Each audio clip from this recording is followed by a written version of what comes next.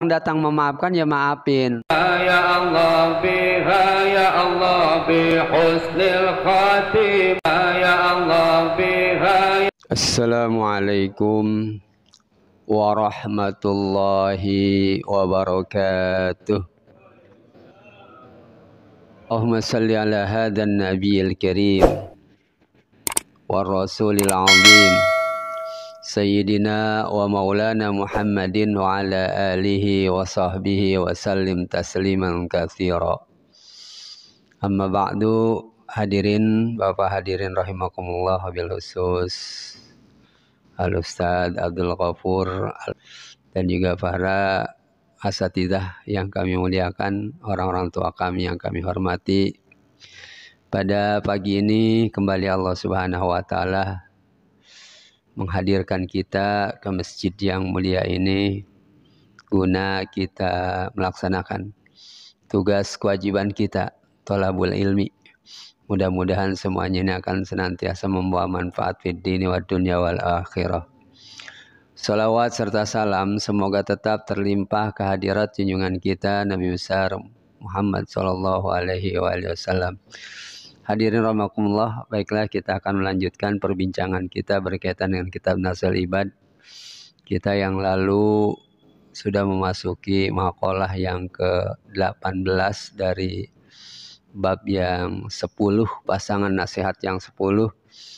Dan yang lalu cukup panjang sehingga masih tersisa pada saat ini, yakni berkaitan dengan bahwa di dalam sabda Rasul itu ada Nabi kemukakan ya, ada 10 kelompok manusia itu dari umatku, kata Nabi, tidak masuk ke dalam surga kecuali dia bertobat. Ya, disebutkan di sana ya kelompok-kelompok tersebut secara umum ada yakni Qolla, sudah, kemudian Fatat, Dayyub, Daibub, ya, dan akan dijelaskan selanjutnya.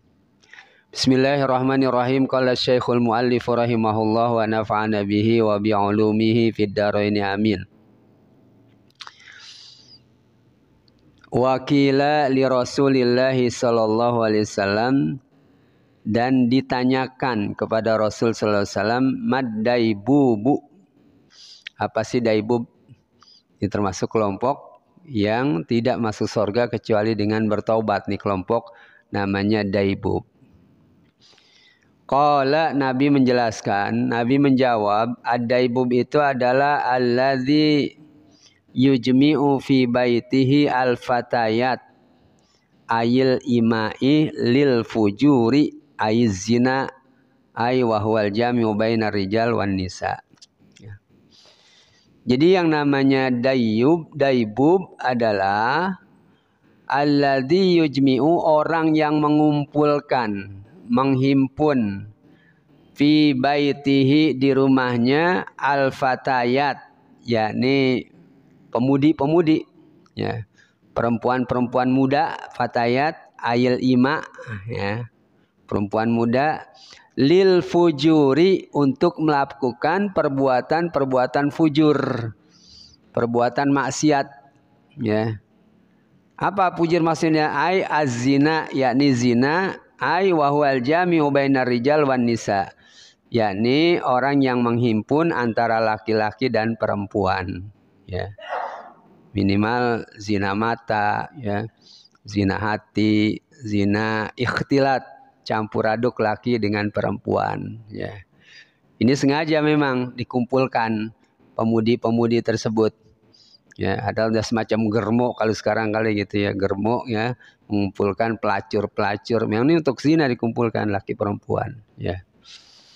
Nah, kemudian juga bahwa memang termasuk adab-adab di dalam walimah. Kalau kita mengadakan walimah, walimah apa saja dah, kan walimah itu banyak, ada walimatul arus, ya, walimatul khitan, walimatul as-safar lil hajj. Ya, walimah banyak, ada 10 walimah tuh, ya, walimatul akhirah, ya. Jadi walimah apa saja yang kita laksanakan itu salah satu adabnya adalah tidak boleh ikhtilat antara laki-laki dan perempuan, campur, ya, antara laki-laki dan perempuan, ya tidak ada hijab, asalnya begitu ya. Tetapi kita kebanyakan ya tidak melakukan itu. Jadi laki-laki dengan perempuan ya campur aduk aja, benturan antara satu dengan yang lain, ya ngelihat antara satu dengan yang lain. Ini ada walimah, sehingga ada seorang kiai itu di daerah kami, kiai dulu lah, kiai orang tua. Itu pada saat dia mau kondangan ke rumah temannya, kemudian dilihat tamu laki-laki dan tamu perempuan campur aduk. Ya, dikagak jadi. Kondangan dipulang lagi. Begitu lihat dari kejauhan campur aduk nih ya. Kagak jadi ya. Ini karena laki-laki dengan perempuan memang ya harusnya terpisah. Karena ajnabi mereka dan ajnabiyah orang lain ya.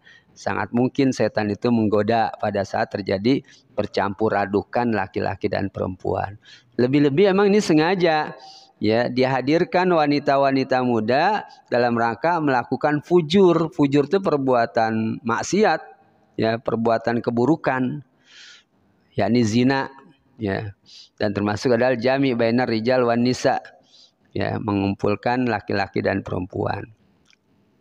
Itu tadi yang kalau dia tidak bertobat tuh orangnya yang mengumpulkan pemuda-pemudi ya, niscaya dia tidak akan masuk surga. Wakila, dan ditanyakan lagi penjelasan yang berikutnya. Ya, itu tambah apa namanya kemarin kan masih tersisa. Ditanyakan yang berikutnya, wakila ditanyakan li Rasulillah sallallahu alaihi wasallam maddayus. Nabi singgung dayus di antara 10 kelompok tadi yang tidak masuk surga kecuali dengan tobat. Begitu ditanya, qala, Nabi menjawab, apa sih dayus tersebut? Qala sallallahu alaihi wasallam, Nabi sallallahu alaihi wasallam menjawab, ya, alladzi la yagharu ala ahlihi au zaujatihi wa bintihi wa ukhtihi. Yang namanya dayus itu adalah orang yang tidak ada kecemburuan. La yagharu ala ahlihi, terhadap keluarganya. Ya. Siapa saja keluarganya, yakni zaujatihi, istrinya. Enggak cemburu. Ya, istrinya digodain sama orang, tenang-tenang aja. Bahkan sekarang yang lebih gila lagi adalah ya nyuruh istrinya itu nyari duit melalui zina. Ya. Dia di rumah aja nungguin. Ya, istrinya disuruh untuk ya melakukan perbuatan-perbuatan yang terlarang. Ya. Kagak ada kecemburuan tuh di hatinya. Kalau kita kan cemburu, ya dia kagak ada. Ya. Apalagi cemburuan terhadap wabintihi, dan juga terhadap anaknya, merasa khawatir gitu. Ya, diumbar aja tuh bocah. Ya, bintihi anak perempuan artinya. Ya, anak perempuannya diumbar aja. Ya, dibawa-bawa sama laki-laki kemana-mana, didiemin aja, kagak ditegur. Ya. Nah, ini termasuk namanya dayus. Ya. Kemudian siapa lagi? Wa ukhtihi, dan juga termasuk adalah saudara perempuannya. Pokoknya kaitan dengan masalah perempuan dan nih yang ada di rumahnya. Dia tidak merasa cemburu, tidak merasa khawatir, dan dia biarkan saja ya istrinya, anaknya, anak perempuan, saudara perempuannya bergaul bebas. Ya. Nah, ini termasuk yang tidak masuk surga kecuali kalau dia tobat. Wakila li Rasulillah sallallahu alaihi wasallam, dan ditanyakan lagi kepada Rasul sallallahu alaihi wasallam, ma sahibul atrobah. Ya, siapa sih yang sahibul atrobah itu? Orang yang atrobah. Qala, Nabi menjawab sallallahu alaihi wasallam, alladzi yadribu bitabali, orang yang memukul, wahwal kubatul kabirah. At-tablu itu adalah kubatul kabirah, gendang yang besar. Gendang yang besar, bukannya hadroh ya. Sebab di dalam agama itu, kalau hadroh itu semacam yang ditabuh juga, dap, dufub, itu boleh ya. Tetapi kalau gendang yang ditabuh nanti untuk hal-hal yang berbau maksiat nggak boleh ya. Yang ada dua ya di dalam Islam itu, ada istilah al-unsyudah. Unsyudah nasyid ya. Kita baca rawi itu unsyudah ya. Puisi yang dibacakan, dilagukan. Kan di tengah-tengah itu kalau ibu-ibu ada baca rawih nggak berurutan langsung diselingi dengan ya ada salawatan yang lain dengan rebana ya atau kita dengan hadroh ada juga diselingi kan ada hadrohnya terus baca lagi diselingi lagi. Nah ini namanya unsyudah nasyid yang isinya adalah memuji Rasul, memuji pejuang, pokoknya semacam senandungan yang memberikan semangat kita untuk melakukan kebaikan, itu namanya unsyudah. Yang kedua namanya ugniyah. Ugniyah nyanyian, ya. Nyanyian yang biasanya kata orang Arab itu haulal hub wal habib, sekitar cinta dan asmara.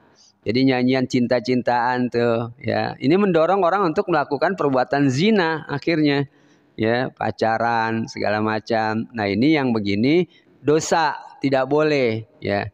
Kalau ada dangdut kan ada gendangnya tuh dangdut nyanyikan yang begitu nih termasuk nih pemukul dangdut tersebut ya. Dan juga semua yang terangkai ya dalam nyanyian itu biduanitanya apalagi yang manggil ya. Yang manggil ini pusat dosanya dia paling gede. Dosa orang-orang yang pada joget, pada nyawer, dia yang juga kebagian ya. Dosanya paling gede dia karena semuanya orang yang melakukan maksiat itu gara-gara dia panggil sarana maksiat ya. Nah ini ya disebutkan adalah artobah namanya ya pemukul genderang besar. Wakila dan ditanyakan li Rasulillah sallallahu alaihi wasallam ma sahibul kubah. Tadi ada kubah al-kubatul kabirah yakni gendang yang besar ya. Siapa sahibul kubah itu? Qala Nabi sallallahu alaihi wasallam bersabda, alladzi yadribu tumbura bidomit ta'tu ya, wa huwa tiblus saghir. Ya, kalau tadi kubah itu, kalau tadi apa namanya? Ya. Secara umum ya at-tabl itu genderang ya. Genderang itu genderang besar at-tabl. Tapi kalau at-tumbura ya, kalau kita tambur gitu kan. Tambur itu di sini justru adalah ya wahwa atiblus saghir gendang yang kecil ya. Jadi itu tinggal iringan musik tersebut apakah mengiringi ya hal-hal yang baik berupa nyanyian pahlawan, lagu-lagu pahlawan atau salawat atau rawi tadi diiringi atau mengiringi ya lagu-lagu yang mengundang orang untuk berbuat maksiat ya. Joget-joget, nyawer, ada biduanita ya. Nah ini yang artinya kalau orang itu tidak bertobat maka dia tidak akan masuk ke dalam surga ya. Nah dari situ kita lihat dari dua hal tersebut tadi kaitannya dengan masalah fatayat, wanita-wanita yang dikumpulkan dengan laki-laki dihimpun ya. Kan sekarang banyak benar tuh ya. Kemudian juga nyanyian-nyanyian yang memang tidak mendatangkan semangat untuk berbuat kebaikan ya banyak sekali ya. Nah ini ya sebelum Islam masa jahiliyah kalau kita lihat kaitan dengan masalah sirah nabawiyah ya bahwasanya itu ya ada ya model-model kayak begitu. Nah sekarang di dalam zaman jahiliyah modern ada juga ya. Udah lama kita beragama Islam tapi tetap aja lagu kita itu masih tidak sesuai dengan ya garis-garis yang ditentukan oleh Allah Subhanahu wa taala dan Rasulnya. Maka disitulah salah satu di dalam kitab ini sebelumnya kita sudah baca bahwa termasuk an-ni'am atau a'dhamun ni'am kata Imam Ali ya nikmat yang paling besar Muhammadur Rasulullah diutusnya Nabi SAW sebagai Rasul ya. Kelahiran Nabi SAW sampai Ummu Kulsum itu menyenandungkan menyanyikan yakni lagu pujian terhadap Rasul yang berjudul adalah Wulidal Huda ya dilahirkan Nabi pembawa petunjuk dilahirkan Nabi Muhammad dengan kata lain Wulidal huda fal kainatu diya'u wa famuz zaman tabassumun wa sana'u. Wulidal huda, dilahirkan nabi pembawa petunjuk. Dilahirkan petunjuk, yakni nabi pembawa petunjuk maksudnya. Fal kainatu, maka semua yang ada begitu dilahirkan nabi, dia menjadi bersinar semua, menjadi terang semuanya dengan dilahirkan nabi. Ya, sebelum nabi lahir, masyarakat kafir Quraisy Makkah itu kan dalam keadaan jahiliyah, ya, kegelapan peradaban, kegelapan perilaku, kegelapan kehidupan, ya. Itu semuanya gelap, ya. Sehingga di antara mereka yang namanya saling membunuh itu biasa. Perang di antara mereka, bahkan ya anak-anak perempuan mereka itu kalau punya anak perempuan itu pada saat diberitahukan, ya apa namanya dalam Al-Qur'an itu iswadda wajhuhu. Mukanya itu menjadi hitam, malu, ya. Kemudian anak itu dikubur hidup-hidup pada usia balita. Ya. Ini yang Sayyidina Umar, kalau dia ingat sebelum dia masuk Islam, dia pernah mengubur anaknya. Ya, tuh anak kecil umur balita lah. Diajak, ayo ikut ayah, gitu kan kita. Mau kemana? Ayo ikut aja udah. Ya, dibawa ke tengah padang pasir. Ya, kemudian digali parit lubang untuk mengubur anaknya. Kemudian pada saat dia gali itu percikan pasir atau tanah itu terpercik sampai ke jenggotnya Sayyidina Umar. Kemudian anak kecil nama dengan bapaknya itu kan lihat bapaknya ada kotoran tanah dielus-elus dengan tangannya dibersihkan. Dia kagak tahu lagi dibikin lubang buat dia. Ya. Setelah itu jadi lubang dimasukkan ke dalam lubang hidup-hidup, ya, diuruk, ya.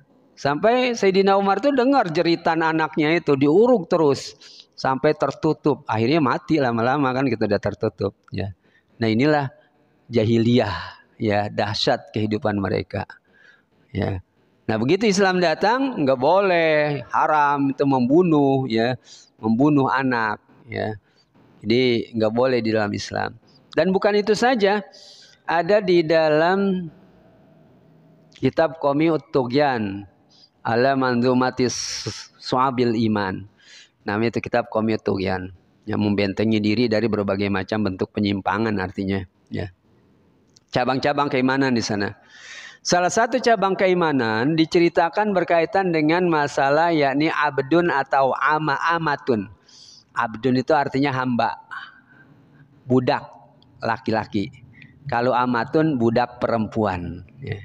Makanya kalau ada kita baca doa wahbah itu ada ila ruhi abdikal fakir ila rahmatih abdun kalau laki-laki, kalau perempuan ila ruhi amatikal fakiroh, ya amat, ya. Boleh kita hamba itu ya kepada Allah, memang kita hamba. Dulu perbudakan, jadi terhadap budak ini yang diperlakukan secara kasar, budak-budak tersebut dibebankan kerja dengan beban yang mereka tidak mampu.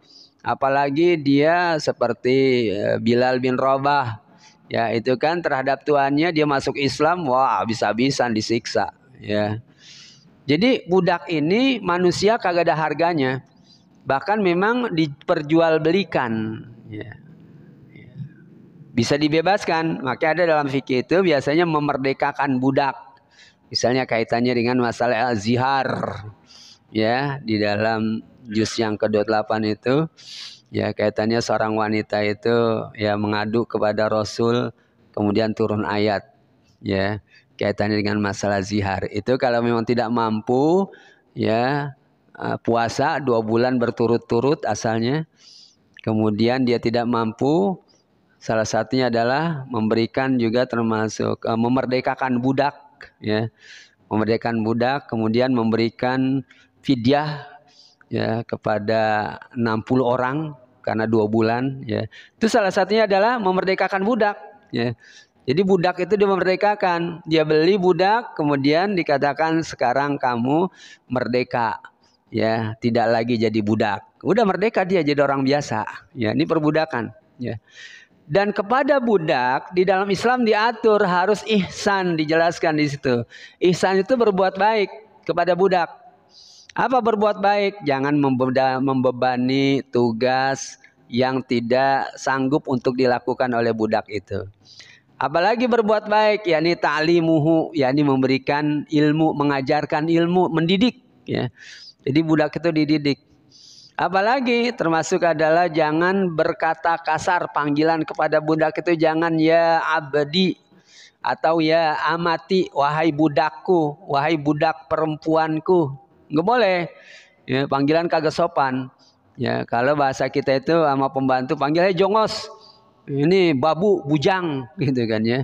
Ini panggilan kasar kan dibandingkan dengan pembantu rumah tangga. Itu seharusnya disebutkan dengan kalimat yang sopan. Ya gulami, ya jariyati. Kalau laki-laki itu ya gulami, wahai nak. Ya, wahai ya jariyati. Pokoknya sopan lah panggilan dengan kalimat tersebut. Ya, nah ini Islam menjadikan semuanya cerah. Ya, luar biasa. Yang tadinya tidak berperi kemanusiaan menjadi berkemanusiaan. Sekalipun masih ada perbudakan. Tetapi sekarang lama-lama kan hilang. Karena kita disuruh termasuk salah satu denda hal yang kita lakukan melanggar, membebaskan budak. Sehingga mereka jadi merdeka. Udah merdeka sekarang sudah tidak ada lagi. Ya. Falkainat.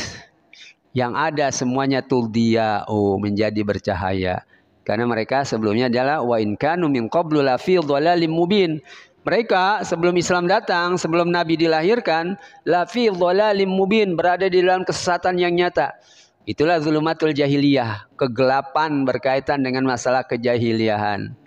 Ya, kemudian Nabi disuruh untuk yukhrijun nas minaz zulumati ilan nur, mengeluarkan manusia dari kegelapan menuju kepada cahaya.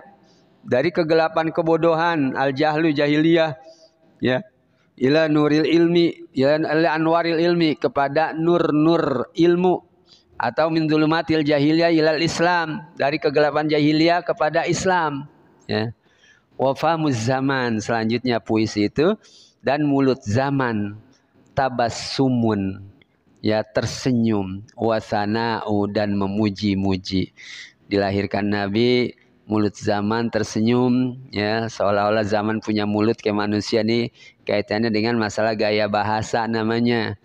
Ya, gaya bahasa digunakan sama dalam bahasa kita juga kan ada benda mati kayak benda hidup, ya. Jadi bisa bergerak, ya, bisa kayak benda hidup lah. Ya, apa misalnya?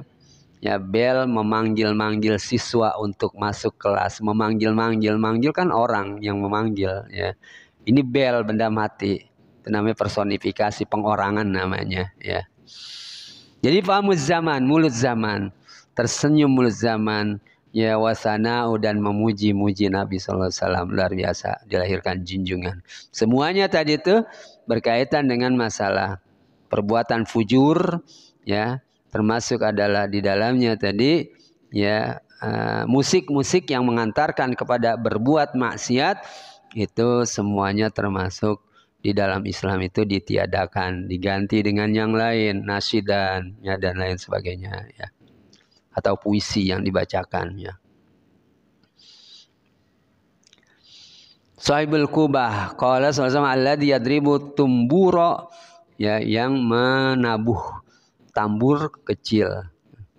Wakilah, dan ditanyakan lagi, Nabi sebutkan kan ada 10 tuh kelompok. Itu yang keberapa pokoknya. Ditanyakan lagi li Rasulullah SAW, kepada Rasul, mal utullu, apa sih yang namanya utul? Ya, orang Arab gak tahu juga tuh, ditanyakan mal utul. Qala, Nabi SAW bersabda, menjawab, alladzi la ya'fu anil dzambi wa la yaqbalul udhra, ai wa huwal mutakabbiru. Yang namanya utul, namanya adalah utul itu alladzi la ya'fu, orang yang tidak memaafkan, anidzambi, dari perbuatan dosa, kesalahan. Jadi enggak memaafkan orang lain. Ya, enggak lah, gua kagak maafin. Ya. Sampai pada satu ketika bahwa yang membunuh paman Nabi Hamzah itu kan Wahsy namanya. Ya. Di dalam perang Uhud, ya, dalam perang Uhud, ya.